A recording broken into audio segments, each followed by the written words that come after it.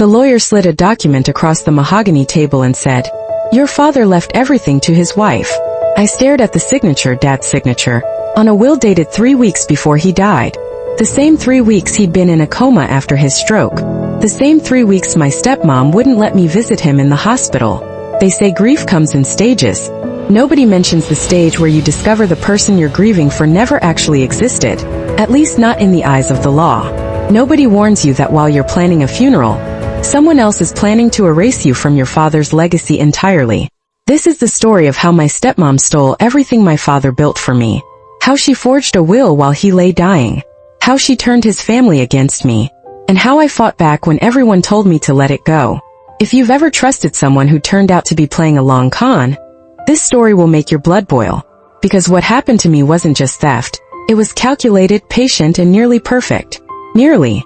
Dad died on a Saturday morning in April. I got the call at 6:47 a.m. Not from my stepmom Denise, who'd been his wife for 8 years. Not from the hospital. From my Aunt Linda, my dad's sister. Her voice thick with tears and something else I couldn't identify yet. "Sweetheart, your father passed away this morning. I'm so sorry." The world tilted. Dad had been sick, we all knew that. Diabetes, high blood pressure, the stroke 3 weeks ago that had left him hospitalized. But he was only 62. He was supposed to recover. He was supposed to come home. What happened? "I was going to visit today," Denise said. I know what Denise said. Linda's tone sharpened. "We need to talk. In person. Today if possible." "Of course. I'll come to you." "Is Denise okay?" "Should I?" "Don't call Denise yet." A pause. "Just come to my house first. Please." Something in her voice made my stomach drop, but I agreed. Grief does strange things to people. Maybe Linda just needed family around her before dealing with Denise, who could be difficult. I threw on clothes, grabbed my keys, and drove the 40 minutes to Linda's house in a fog. Dad was gone. The man who'd taught me to ride a bike, who'd helped me with calculus homework at midnight, who'd walked me down the aisle at my wedding 5 years ago. Gone. I cried the entire drive.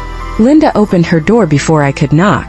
Her eyes were red, but there was steel in her expression that cut through my grief haze. "Come in. Sit down. I need to show you something before the funeral arrangements start." She led me to her kitchen table where several documents were spread out. Legal papers. Financial statements. And a will. "Your father gave me copies of important documents years ago," Linda began. "After your mother died and he started dating Denise, he wanted someone outside the marriage to have backups. Just in case." "Just in case what?" He never said explicitly. But your father was careful. Methodical. She pushed a document toward me. "This is your father's will. The real one. Dated 4 years ago. Updated 3 years ago. Witnessed by his attorney and notarized." I looked at the pages. Dad's signature clear and strong. The language was straightforward. His estate was to be divided between Denise and me. The house they lived in would go to Denise. His business, investments, savings, and the rental properties, the ones he'd spent 30 years building, the ones he'd always said would be mine someday, those would come to me with a trust established to ensure Denise had income for life but couldn't liquidate the assets. It was fair. Generous to both of us. Exactly the kind of practical, thoughtful solution Dad would create. "Okay," I said slowly. "So why do you look like someone died twice?" Linda pulled out her phone. "Because 2 hours ago, Denise's attorney called me. As your father's sister and the secondary executor named in his will, I had to be notified. Except the will he referenced wasn't this one." She showed me an email. An attached PDF of a different will. Dated 3 weeks ago. My hands went numb as I read it. This will left everything, the house, the business, the rental properties, the investments, all of it, to Denise. I was mentioned exactly once. "To my daughter Sarah, I leave my personal effects and photo albums, knowing she will cherish the memories we shared." Memories. Photo albums. While Denise got millions.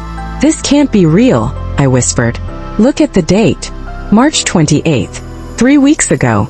Dad had his stroke on March 26th, I said. He's been in a coma since March 27th. He couldn't have signed anything on March 28th. Exactly. The room seemed to tilt. She forged it. Denise forged Dad's will. That's what I believe. But proving it will be complicated. Linda sat down heavily. The signature looks perfect.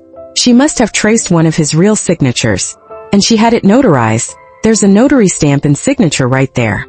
Then the notary is lying too. Dad couldn't have signed this in front of anyone. He was unconscious. Which is why we're going to fight this. But Sarah. Linda grabbed my hand.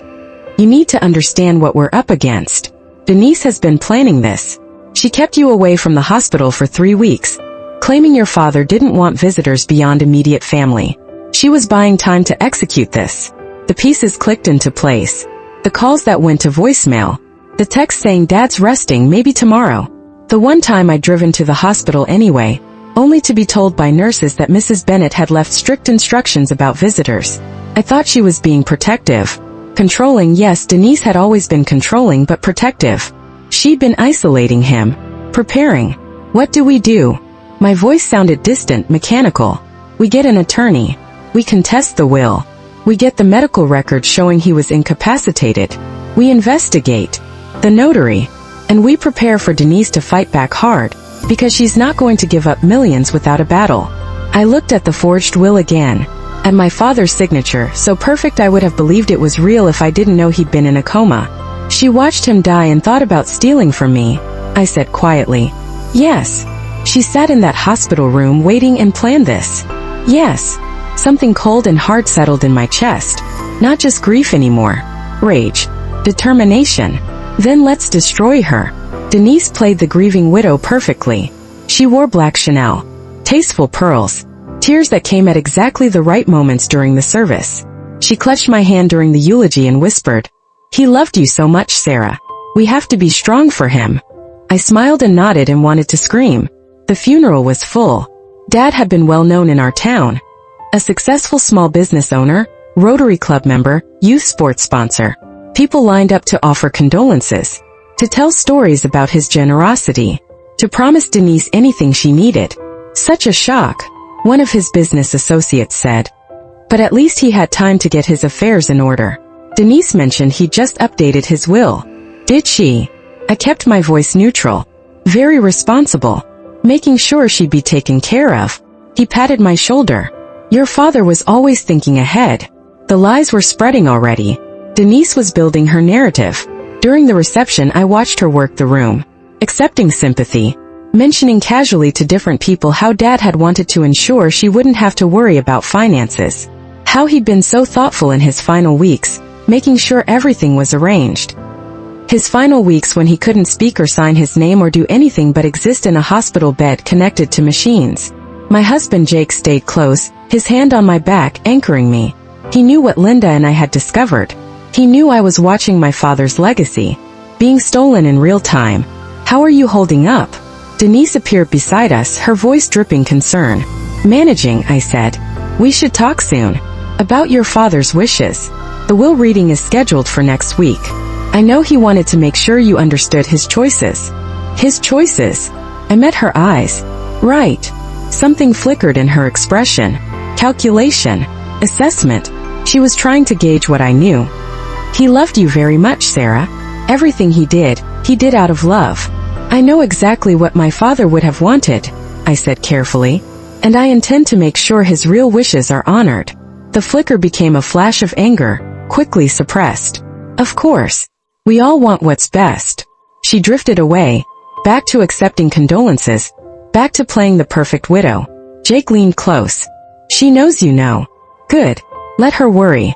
We hired Marcus Chan on Monday morning. He was a probate attorney Linda had worked with before, sharp, experienced, and expensive. His office overlooked the downtown square from the 3rd floor of a renovated historic building. Walk me through everything, he said after we'd sat down. I presented both wills. The medical records showing Dad's stroke and coma. The hospital visitor logs proving Denise had restricted access. The timeline that made it impossible for Dad to have signed the March 28 document. Marcus examined everything silently, making notes. The signature is good, he finally said. Very good. Either she practiced extensively or she used some kind of tracing technology. We'll need a forensic document examiner. What about the notary? Linda asked. That's our strongest angle. A notary is legally required to witness the testator signing. If your father was in a coma, that didn't happen. Either the notary lied, or Denise forged the notary's signature too. Can we prove it? We can depose the notary. If they claim they witnessed it, we destroy them with medical records. If they deny it, we have proof of forgery. Either way, we win that point. Marcus leaned back. But here's what you need to understand. Will contests are messy, expensive, and emotionally devastating. Denise will have her own attorneys. She'll fight every step. She'll drag your father's name through the mud if she needs to. She'll make you look greedy. I don't care what she makes me look like, I said. This isn't about the money. It's about the fact that she forged my father's will while he was dying. It's about justice. Justice is expensive. We're looking at potentially $50,000 to $100,000 in legal fees if this goes to trial. I felt sick. I didn't have that kind of money. Jake and I were comfortable, but not six figures for legal fees comfortable. We have to try, Linda said. I'll help with costs. Your father would want this fought. Marcus nodded. Then we file a petition to contest the will. We'll argue lack of testamentary capacity. He was in a coma, and fraud. We'll subpoena medical records, depose the notary, depose Denise, and hire experts. It'll take months, possibly over a year. Do it, I said. He pulled out paperwork. One more thing. Denise currently has control of the estate as named executor. That means she has access to all accounts and assets. If she wants to drain them or hide them, she legally can until we get a court order. She wouldn't. I stopped. Yes, she would. What can we do? We file for a temporary restraining order preventing her from liquidating assets. We do it today. And we hope she hasn't already moved money. The pit in my stomach deepened. How much are we talking about? According to the financial statements Linda provided, your father's estate is worth approximately $4.2 million. The house, the business, rental properties, investments, savings.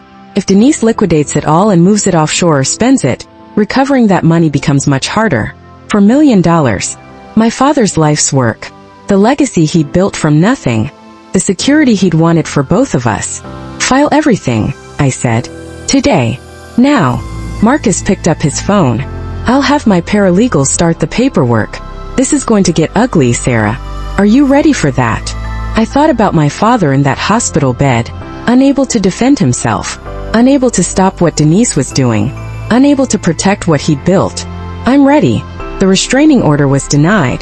The judge ruled that without conclusive proof of fraud, Denise had every legal right as executor to manage the estate. We could contest the will, but until our petition was heard and ruled on, she maintained control. We'll appeal, Marcus said. But in the meantime, watch all the accounts. If she moves large sums, document everything. She moved money the next day. Linda called me at work, her voice tight. She transferred $800,000 from your father's savings account to an account in her name only. Jake's watching the business accounts. She's trying to access those too. Can she do that? Technically yes, as executor. Ethically, legally, that's debatable. But by the time we get in front of a judge, the money could be gone. I wanted to scream. So we just watch her steal everything? We document. We build our case. And we prove she's acting in bad faith, which helps our fraud claim. That night, Jake and I sat at our kitchen table reviewing financial statements, watching my father's accounts being systematically drained. She transferred another $250,000 to an offshore account, Jake said, pointing at his laptop screen. I have a forensic accountant friend who can trace these, but it's going to be hard to recover. She's smart. She knew exactly what she was doing. The question is when she planned this. How long was she setting this up? I thought about the past 8 years. Denise had come into our lives 3 years after my mother died. Dad had been lonely, vulnerable. She'd been charming, attentive, perfect. I'd been suspicious at first. She was 20 years younger than Dad, beautiful, materialistic. But Dad had been happy. And after a few years I'd softened. She was family. Now I wondered if every moment had been calculated. Every smile fake. Every I love you to my father a strategic move toward this endgame. I want to confront her, I said. Bad idea. Don't give her any ammunition. Don't let her provoke you into doing something we'll regret in court. So I just sit here and watch? You sit here and let Marcus do his job. You be the grieving daughter who wants to honor her father's real wishes. You let Denise be the villain. He was right. But every fiber of my being wanted to march to that house, my father's house, and scream at her. Demand answers. Demand justice. Instead, I documented. I watched accounts drain. I waited for our day in court. The notary's name was Beverly Kim. She was 63, a mobile notary who did mostly real estate closings. According to her records, she'd notarized the forged will on March 28 at 2:30 p.m. at Denise's request. Marcus deposed her in his office with a court reporter present. I wasn't allowed in the room, but I waited outside, pacing while Linda sat calmly reading a magazine. After 2 hours, Marcus emerged, his expression grim. She's sticking to her story. She says Denise called her, said her husband needed an urgent will signed, that he was home from the hospital for a few hours. She drove to the house, he signed it, she notarized it. But that's impossible. He was in the hospital, which we'll prove with medical records. But she's either lying very convincingly, or Denise somehow convinced her he was there. Either way, it's her word against our documents. What does that mean for our case? It means we need the forensic document examiner to prove the signature is forged. If we can show that, Beverly's testimony falls apart. Either she's lying or she notarized without actually witnessing the signing, which is illegal either way. And if the signature analysis is inconclusive, then it becomes a credibility battle. Her word against ours. The fact that he was in a coma weighs heavily in our favor, but juries can be unpredictable. Jury? I thought this was just a judge. Will contest can go to jury trial if either party requests it. Denise's attorney already has. She's gambling that a jury might sympathize with the widow over the daughter, contesting her stepmother's inheritance. The knot in my stomach tightened. She's going to make me look like the greedy child. Probably. Which is why our narrative needs to be rock solid. You're not fighting for money. You're fighting for your father's true wishes. You're honoring his legacy. You're preventing fraud. What about Denise's deposition? Scheduled for 2 weeks from now. And that's when this really gets interesting. Denise arrived at Marcus's office dressed like she was going to church. Conservative dress, minimal makeup, clutching tissues. I was allowed to be present this time as the petitioner. I sat next to Marcus at the conference table while Denise sat across from us with her attorney, a slick-looking man named Richard Paulson. The court reporter swore Denise in. Marcus began. Mrs. Bennett, when did your husband first discuss changing his will? About a month before he died. He said he wanted to make sure I'd be taken care of. Did he mention his daughter Sarah in these discussions? Yes. He said he loved her but she was settled, married, doing well. He wanted to ensure I wouldn't lose our home or our lifestyle. Lie. Dad would never cut me out entirely. And when did he actually sign the new will? March 28th. Beverly Kim, the notary, came to the house. Your husband was hospitalized on March 26th with a stroke. Are you saying he was released on March 28th? A flicker of something in her eyes. He came home for a few hours. He wanted to handle this in familiar surroundings. Which hospital was he at? St. Mary's Regional. And they released a stroke patient in a coma for a few hours to go home and sign documents. He wasn't in a coma then. He was awake, lucid. The doctor said he could have brief visits home. Marcus slid papers across the table. These are medical records from St. Mary's. They show your husband was admitted March 26th and never left the hospital until his death on April 15th. He was in a medically induced coma from March 27th until April 14th. He never came home. He was never lucid. He couldn't have signed anything. Denise looked at her attorney. Paulson cleared his throat. My client's recollection may be imperfect given her grief and stress. She may be confusing dates. Confusing dates. Marcus's voice was ice. Mrs. Bennett, did you forge your husband's signature on this will? Absolutely not. Did you pay or coerce Beverly Kim to notarize a document he didn't actually sign? No. Did you restrict your stepdaughter Sarah's access to her father during his hospitalization to prevent her from knowing about this alleged will signing? I was protecting my husband from stress. Sarah can be intense. I thought it was best for him to have peace. My hands clenched under the table. Jake, sitting behind me, put a hand on my shoulder. You kept his daughter away from him while he died, Marcus said flatly. I made decisions I thought were best. Did those decisions include forging his will? I didn't forge anything. That's my husband's signature. He wanted me to have everything. Maybe Sarah doesn't want to accept that her father loved his wife more than he loved her. But that's the truth. The words hit like a physical blow. My father loved his wife more than me. She was really going there. Marcus gathered his papers. We'll see what the forensic examiner and medical records say about that." After she left, I sat in stunned silence. "She's good," Marcus said quietly. "She's really good. She accused my father of not loving me. She made this about love instead of law. Which is exactly what she'll do in court. She'll paint you as the jealous daughter who can't accept her stepmother. She'll make this emotional, not factual. We need to stay focused on the evidence. Evidence she's obviously going to deny and lie about. Yes, which is why we need the smoking gun, the forensic report, the proof that her story is impossible. And if we don't get it?" Marcus met my eyes. "Then we hope a judge or jury sees through her. But I won't lie to you, Sarah. She's building a credible alternative narrative. We need to destroy it completely or we might lose." Dr. Patricia Osman was one of the top forensic document examiners in the state. She'd spent 6 weeks analyzing the forged will, comparing signatures, examining paper and ink, using technology one didn't fully understand. Her report arrived by courier on a Tuesday morning. Marcus called an emergency meeting.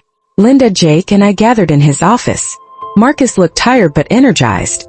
"Dr. Osman found 3 critical pieces of evidence," he began. "First, the signature. While it appears authentic to the naked eye, microscopic analysis shows it was created using a digital stylus and printed onto the document. It's not an original ink signature. It's a high-quality photographic reproduction of a signature from another document, digitally placed." Hope sparked in my chest. So it's definitely forged. Second, the paper. The will was printed on stock that didn't exist in your father's office or home. Dr. Osman checked ink samples. It was printed on a laser printer your father didn't own, but one Denise purchased 2 months before his death. Can she prove Denise bought it? There's a credit card receipt. Denise's card, buying a specific brother laser printer. The will was printed on that printer. The forensic match is conclusive. Linda leaned forward. And the third thing? The timeline. Based on ink aging and paper analysis, Dr. Osman believes this document was created between March 27th and March 29th. The date on the document is March 28th, but the actual printing likely happened during that window. Which means Denise printed this after your father's stroke, backdated it, and forged both his signature and the notary's. Can she prove the notary's signature is forged too? Yes. Beverly Kim provided a sample of her signature. The one on this will is also a digital reproduction, not an original, which means either Beverly lied about notarizing it, or Denise forged everything including Beverly's signature. I felt tears of relief. So we have her. We can prove it's fake. We can prove the document is fraudulent, yes. What we can't prove yet is criminal intent beyond reasonable doubt. Denise could claim she was confused, that someone else helped her create this and she didn't understand it was fraudulent.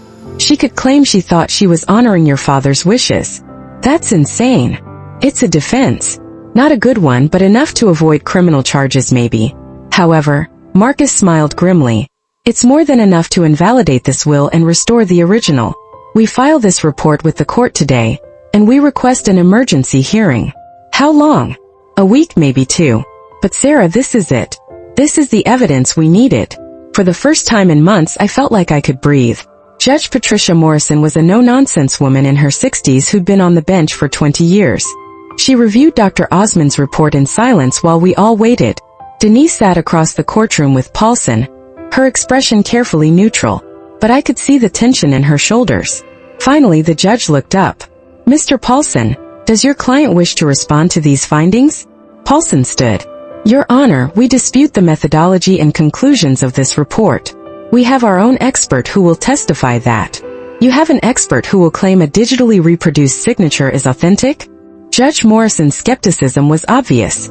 "We believe there are explanations for the anomalies Dr. Osman identified, such as technical factors in how documents age, possible contamination of samples, margin of error in. The signature was printed, not written in ink. The document was created on a printer purchased by Mrs. Bennett after Mr. Bennett's stroke. The notary's signature is also a digital reproduction. These aren't anomalies, Mr. Paulson. This is fraud." Paulson shifted. "We believe Mrs. Bennett acted in good faith, attempting to execute her late husband's wishes as he'd expressed them to her verbally. By forging his signature while he was in a coma, she may have been confused about the proper legal process during a time of extreme stress and—" "Stop." Judge Morrison held up her hand. Mrs. Bennet, please stand. Denise stood, still clutching her tissues. Did you create this will dated March 28th? Silence. Mrs. Bennet, I asked you a question. I was trying to honor what my husband wanted. Did you forge his signature? He couldn't sign it himself. He was too weak. I thought if I just... Yes or no? Did you forge his signature? Denise's composure cracked. Tears streamed down her face. He wanted me to have everything. He told me before the stroke. I was just making it official. By committing fraud. I didn't think of it that way. I thought I was helping. Judge Morrison's expression was granite. You forged a will, Mrs. Bennet. You created a document, backdated it, forged your husband's signature and a notary's signature, and attempted to claim an entire estate based on this fraud. I loved him. I was his wife. I deserved. What you deserve is to be criminally prosecuted. However, that's not my jurisdiction. What is my jurisdiction is probate law. And I'm ruling now that the will dated March 28th is void due to fraud. The previous will, dated 3 years ago and properly executed, is the valid testament. Relief hit me like a wave. Mr. Chun, please provide the court with the original will for probate. Mrs. Bennet, you are removed as executor effective immediately. The court will appoint an independent executor to manage the estate distribution according to the valid will.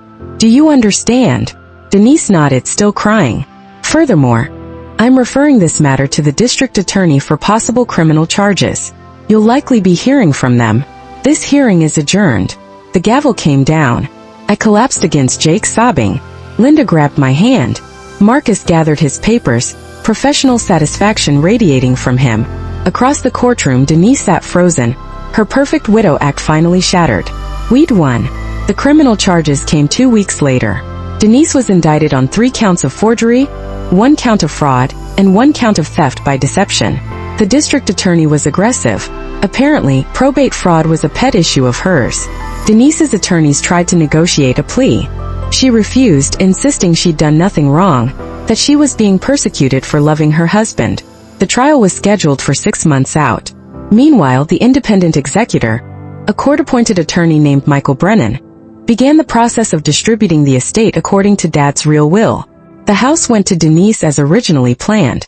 The rental properties, business, and investments came to me, with the trust established to provide Denise a monthly income of $5,000 for life. It was fair, generous, exactly what Dad had intended. Denise fought it anyway. She filed appeals, motions, objections to every single line item. Her attorneys dragged the process out for months, costing the estate tens of thousands in legal fees. She's burning it down, Marcus said during one of our meetings. She can't have it, so she's trying to destroy it. Can she? She can make it expensive and slow. But the judge's ruling stands. Eventually, this resolves in your favor. Took 14 months. 14 months of legal battles, court filings, delays, and obstruction. 14 months of Denise claiming she was the victim. 14 months of watching her spend money on lawyers instead of accepting the generous terms Dad had actually provided. Finally, the assets transferred. I received the business, rental properties, and investments. The trust was established. Denise received the house and her monthly income. She'd also received a conviction. The criminal trial lasted 2 weeks. The prosecution presented Dr. Osmond's forensic report. Medical records proving Dad's incapacitation. Beverly Kim, who finally admitted under oath that she'd never actually seen Dad sign anything. Denise had paid her $500 to notarize a document she claimed was already signed. The evidence was overwhelming. Denise's attorneys tried to paint her as a confused widow acting on emotion. The prosecution painted her as a calculating con artist who'd married my father for his money and executed a plan the moment opportunity arose. I testified about being kept from the hospital, about my relationship with my father, about the real will and his intentions. Denise testified in her own defense. She cried. She claimed love. She insisted she'd only wanted to honor her husband's wishes. The jury deliberated for 3 hours. Guilty on all counts. The judge sentenced her to 4 years in prison, suspended to 2 years with 3 years probation. She was also ordered to pay $125,000 in restitution for legal fees and damages. She'd walked into that courtroom a free woman. She walked out a convicted felon who'd spent every dollar she had on defense attorneys. I felt no satisfaction, just emptiness. Dad was still gone. The money didn't bring him back. The justice didn't heal the wound of his loss or the betrayal I'd experienced. But at least his legacy was intact. At least his wishes were honored. At least she hadn't won. 2 years later, I sold the business to Dad's longtime partner, who'd been running it anyway. The rental properties I kept, hiring a management company to handle them.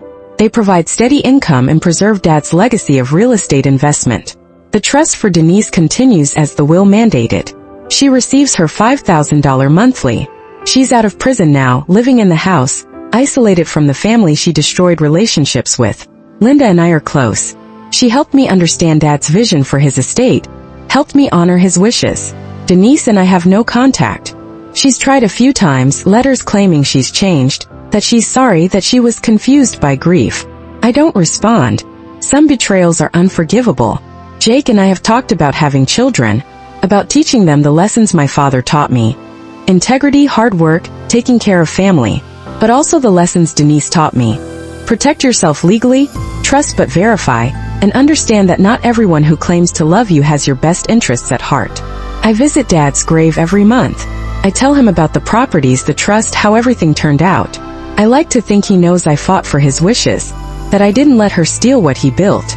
Sometimes I wonder what he saw in Denise, how he didn't see what she was planning. But grief and loneliness make people vulnerable. Love, or what passes for it, makes us blind. Dad loved genuinely. He trusted deeply. Those aren't character flaws, even if they left him vulnerable. I choose to honor his love and trust while learning from what happened. I choose to be careful without becoming cynical, to protect myself without losing faith in people. It's a balance. Some days I manage it better than others. They say adversity reveals character. It does. But it also reveals systems, processes, and gaps in the protections we think we have. Here's what I learned that might save someone else from going through this. Nobody expects their family to betray them. That's what makes these situations so devastating and so common. People trust spouses, parents, children, siblings. They don't protect themselves legally because it feels paranoid or offensive. Then they die, and the people they trusted most steal from the people they loved most. Wills can be forged easily. A good signature reproduction, a complicit or careless notary, and suddenly your loved one's wishes are erased. If someone is willing to be patient and calculated, they can create convincing fraud. The legal system is slow and expensive. Even with clear evidence of fraud, the process took over a year and cost tens of thousands of dollars. If Linda hadn't helped financially, I might not have been able to fight. Justice shouldn't require wealth, but in probate court it often does. Document everything. Keep copies of important legal documents with people you trust outside the marriage or relationship. Dad did this right, giving Linda copies saved me. Without that original will, Denise might have succeeded. Medical records are crucial. The proof that Dad was incapacitated was the foundation of our case. If you made it all the way to the end, thank you. This story took 2 years of my life to live through, and an hour of yours to hear. I appreciate you being here. 3 things before you go. 1. Drop a comment telling me where you watched this from. I love seeing how far these stories reach. 2. Hit that like button if this story moved you, taught you something, or made you believe in fighting back. 3. Subscribe because I have more stories like this, real stories about real people surviving impossible situations. What should I tell next? Comment your vote and I'll see you in the next one.